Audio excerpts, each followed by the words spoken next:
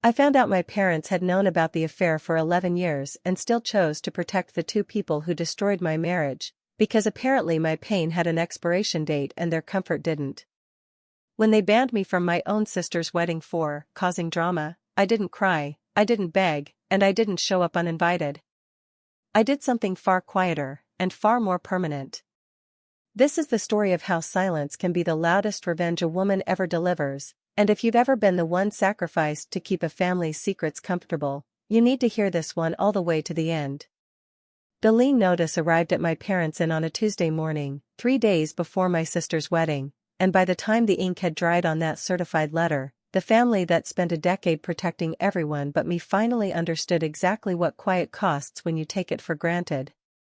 My name is Claire Whitfield, I'm 44 years old, and for 2 years I believed my 12-year marriage collapsed because my ex-husband Daniel simply stopped loving me. I built an entire grieving process around that lie. I went to therapy for it. I blamed myself for it. And then, 4 months ago, a family friend named Ruth let something slip over coffee that unraveled everything I thought I understood about my own life, and about the family I had spent my whole life trying to please. I grew up in Charleston, South Carolina, the older of 2 daughters, in a family that ran a small coastal inn called the Whitfield House, a business my parents, Gary and Patricia Whitfield, had poured 30 years of their lives into. My younger sister Vanessa was always the golden child, the one who could do no wrong, the one my mother called our sunshine at every holiday dinner while I got called responsible, which even as a teenager I understood was a polite way of saying less loved. I didn't resent Vanessa for it back then. I actually adored her. I was the sister who drove 2 hours to help her move apartments, who co-signed her first car loan, who showed up to every one of her disastrous first dates to give her an exit strategy if things went badly. I thought we were close. I thought we were safe with each other. I was wrong in a way that would take me over a decade to understand. 12 years ago, I married Daniel Foster, a contractor I met while my parents were renovating the inn's east wing. He was charming in that easy, unbothered way that made a whole room feel calmer just because he'd walked into it, and for the first 6 years of our marriage, I would have told you I had the good life, the stable life, the life people quietly envy at dinner parties. What I didn't know, what nobody bothered to tell me, was that during a family beach trip to Hilton Head 11 years ago, when I stayed behind in Charleston for a work deadline, Daniel and Vanessa crossed a line that should have ended every relationship in this family instantly. Instead, it became a secret. A family secret, carried by my parents, buried under birthdays and Thanksgivings and 100 family photos where I stood next to both of them, smiling, completely unaware. I want you to sit with that for a second, because I had to. 11 years of holidays. 11 years of my sister hugging me at Christmas. 11 years of my husband kissing me goodnight. And this whole time, my own parents knew exactly what had happened between them, and decided that protecting the peace of the family mattered more than protecting me. The marriage ended 2 years ago, not because of the affair, I didn't know about the affair yet, but because Daniel and I had simply drifted, or so I believed. We divorced quietly, amicably even, splitting our modest savings and going our separate ways without the ugly courtroom battles you see in movies. I moved into a small renovated carriage house near the Battery, rebuilt my interior design business from almost nothing, and told myself that sometimes love just runs its course. I actually believed that. I had made peace with a story that wasn't even true. Then 4 months ago, Ruth Ellison, a woman who has known my mother since they were in nursing school together, sat across from me at a coffee shop on King Street, put her hand over mine, and said she'd assumed I already knew, because your mother said you'd forgiven them years ago. I remember the exact sound the ceramic mug made when I set it down too hard on the table. I remember asking her to repeat herself 3 times, not because I didn't hear her, but because some part of me needed the sentence to change on the 4th telling. It never did. Ruth told me everything. The affair had happened during that Hilton Head trip. My mother had found out within weeks, confronted Vanessa, and made a decision, not to tell me, not to protect me, but to manage the situation so the family could keep functioning smoothly. My father agreed. They decided my marriage, my trust, my entire adult life with Daniel, was an acceptable casualty in exchange for a peaceful Thanksgiving table. For 11 years, every single person in my family looked at me and chose silence. I confronted my mother the following week. I sat in her kitchen, the same kitchen where I'd done my homework as a child, and I asked her directly if it was true. She didn't deny it. She didn't even really apologize. What she said instead was, "Claire, it happened once, a long time ago, and bringing it up now only hurts people who've already moved past it." People who've moved past it.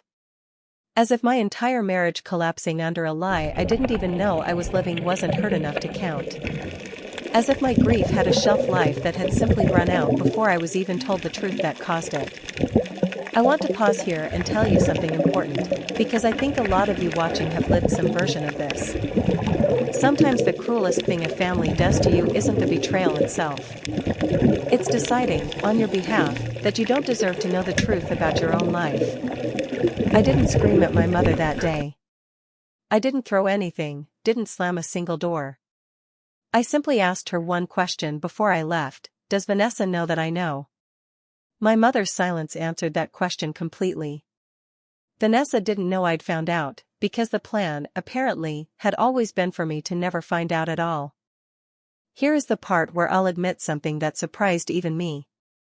I didn't immediately think about revenge. What I thought about, in the days after that conversation, was leverage, because as it turned out, I had a great deal of it, and none of my family knew it yet. 3 years earlier, before I knew any of this, my father's inn had nearly gone under during a brutal off-season, a combination of a roof collapse and a lawsuit from a contractor dispute that almost bankrupted them. I stepped in quietly, the way I always had, and personally guaranteed a $150,000 rescue loan through a private lender, structured through a small LLC I use for my design business so my parents wouldn't feel the shame of taking charity from their own daughter. For 3 years, I had been the reason the Whitfield house still had its doors open, and my parents believed, because I had let them believe it, that a sympathetic lender had simply restructured their debt out of goodwill. They had no idea it was me. Nobody did, except my accountant and my lawyer. And that quiet, invisible act of love was about to become the single most important detail in this entire story. Vanessa's wedding to her fiancé James Calloway was set for the third Saturday in October, at a restored plantation-style venue just outside Charleston, the kind of wedding that costs more than most people's first house, $85,000 by my mother's own proud accounting, most of it, she told everyone, a gift from Gary and me, because our girls deserve the best. I remember hearing her say that at a family dinner and almost laughing out loud, because I knew exactly how much money my parents actually had, and $85,000 was not sitting anywhere in their accounts. I want you to remember that detail, because it becomes very important very soon.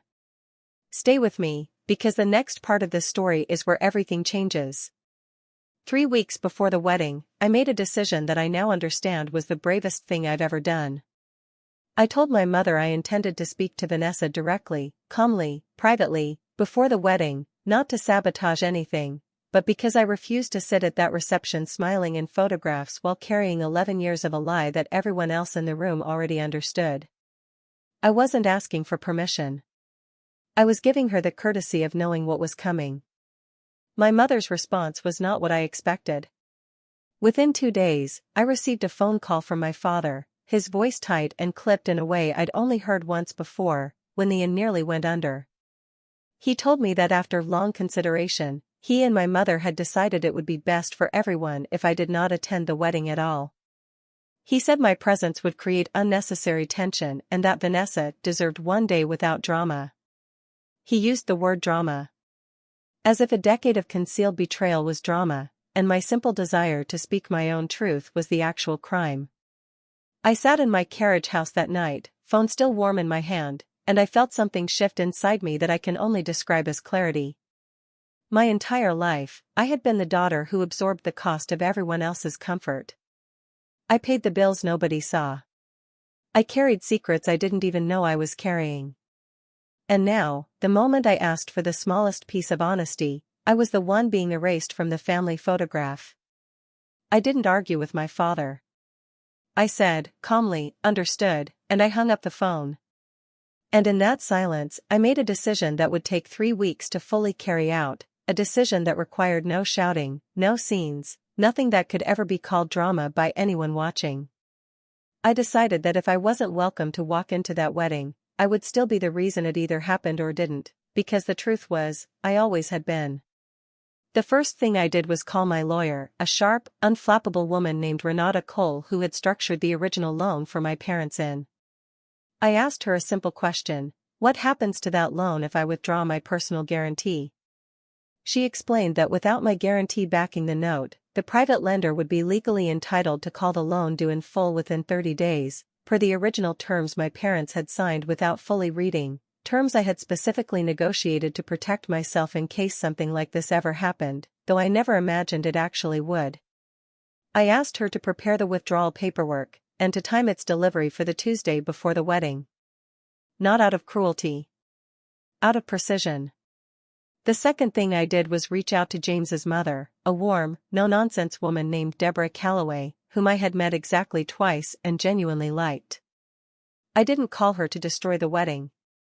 I called her because I believed, and still believe, that families deserve to know who they're building their future with, the same courtesy I was never given.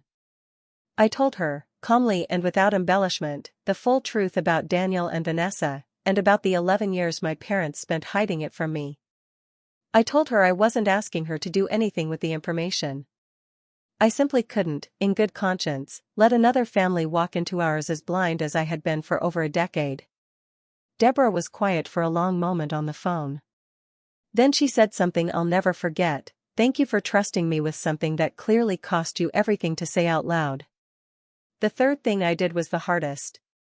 I wrote Vanessa a letter, 4 pages, handwritten, no accusations, just facts and dates and the specific weight of what 11 years of silence had done to me.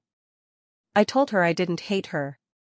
I told her I understood people make devastating mistakes at 26 that they spend the rest of their lives regretting. But I told her that the real betrayal wasn't the affair itself. It was watching me build a life on a lie for over a decade and deciding, every single year, that my comfort mattered less than hers. I mailed that letter to arrive the Wednesday before the wedding, the same week as everything else. I want to be honest with you about something. In the days that followed, I did not feel triumphant. I felt something closer to grief, the specific grief of watching a family you love reveal exactly how little they were willing to sacrifice for you. But underneath that grief, for the first time in 2 years, I also felt something that had been missing since the day my marriage ended without explanation. I felt like myself again. The Tuesday letter arrived at the Whitfield house exactly as scheduled. My father called me within the hour, his voice no longer clipped but cracking, asking me if I understood what I had done, telling me the lender was demanding full repayment and the inn could be seized within 30 days if they couldn't refinance immediately. I let him finish. Then I said the only thing I had prepared to say: "I have carried this family quietly for 3 years while you all decided I didn't deserve to know the truth about my own marriage. I'm not paying to protect a peace that was never real." My mother called next, and this time there was no talk of drama, no talk of what was best for everyone. There was only panic, and beneath the panic, for the very first time in this whole story, something that sounded almost like the beginning of accountability. Deborah Calloway, to her enormous credit, didn't cause a public scene either. She simply sat down privately with James and told him everything, quietly, the same way I'd told her. James, 29 years old and by every account a genuinely decent man, asked Vanessa directly whether the story was true. Vanessa, faced finally with a version of consequences that had nothing to do with me confronting her and everything to do with her own choices catching up with her, admitted it, all of it, to the one person whose trust she actually needed to keep. The wedding did not happen that Saturday. James asked for time, understandably, to figure out what kind of marriage he was actually walking into, one built partly on a foundation he hadn't been told about. I don't know, as I record this, whether they will eventually marry after all, and honestly, that part isn't really the point of this story anymore. The Whitfield house, my parents' inn, the business I'd quietly protected for 3 years without a single thank you, went into a genuine financial crisis, one they are still working through with a new lender at considerably worse terms than the ones I had arranged. I won't pretend I feel nothing about that. I grew up in that inn. I have real love for the building itself, for the smell of the ocean through its old windows, for 30 years of my parents' work living inside its walls. But I have come to understand something over these past few months that I think every woman watching this needs to hear clearly. Love is not the same thing as unconditional financial and emotional sacrifice with no accountability attached. I was allowed to love that inn and still refuse to be its invisible, unacknowledged safety net while the same family that depended on me erased me from their table. My mother and I have spoken twice since then, both difficult, both honest in a way our relationship had never actually been before. She has not fully apologized, not in the complete way I once hoped for, but she has, for the first time in my entire life, admitted that the decision to protect Vanessa's secret at my expense was wrong, not just poorly timed, but wrong. My father has said less, but he sends a message most Sundays now, small, ordinary check-ins, and I think, in his own limited way, that's his version of trying. Vanessa reached out once, a long voicemail I have listened to more times than I'd like to admit, apologizing not for the affair itself, which she knows no apology can undo, but for the 11 years afterward, for every holiday she sat across from me knowing something I didn't. I haven't called her back yet. I don't know if or when I will. Some bridges need more time to even assess whether they're safe to walk across again, and I refuse to rush my own healing just to make everyone else more comfortable. The exact thing that put me in this position in the first place. As for Daniel, I never contacted him at all through any of this. There was nothing left to say to a man who had already shown me, over a decade ago, exactly who he was. My peace was never going to come from a conversation with him. It came from finally understanding the truth, and from refusing, for the first time in my life, to be the quiet, convenient sacrifice that kept everyone else's story comfortable. If there is one thing I want you to take from everything I've just told you, it's this. Being the responsible one, the strong one, the one who quietly holds a family together, does not obligate you to also be the one who absorbs every betrayal in silence so other people's lives can stay tidy. For 11 years I was punished with a lie for the crime of being trusting. And when I finally asked for a small piece of honesty, I was the one labeled as the problem.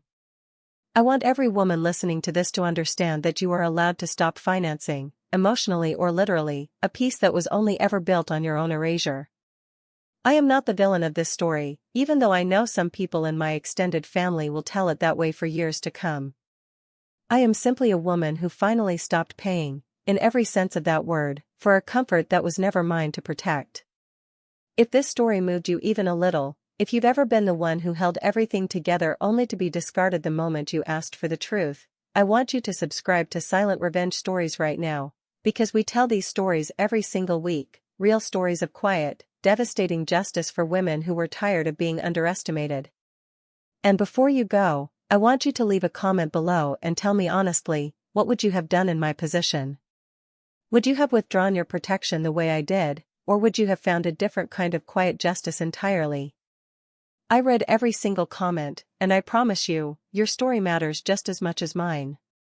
Thank you for listening to mine all the way to the end.